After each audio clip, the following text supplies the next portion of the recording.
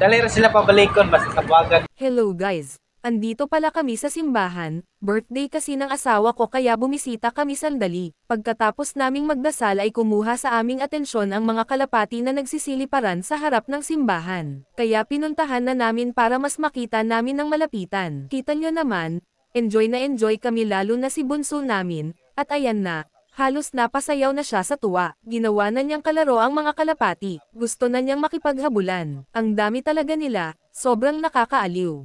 Ito namang mga kalapati ay kailangan palang bigyan ng pagkain para lumapit sa amin.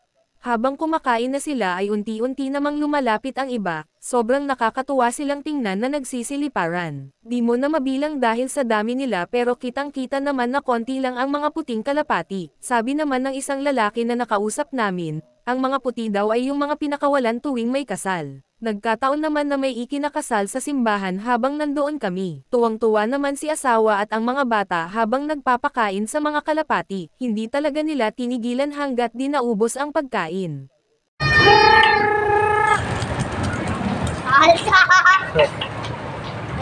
Dali rin sila pabalikon, basta sa buwagan niya. Araw. Pagkatapos nga namin doon sa simbahan ay dinala muna namin ang mga bata dito. Natuwa talaga ang mga bata sa mga nakakaaliw na rides. Hindi lang isa pero marami ang sinubukan nila, kitang-kita sa kanilang mga mata ang sobrang kasiyahan.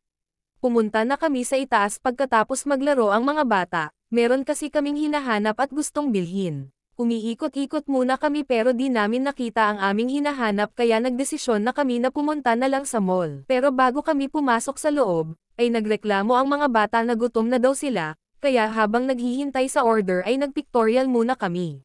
Kumain na nga kami agad at kami ay nagugutom na. Hanggang dito na lang guys at salamat sa panonood.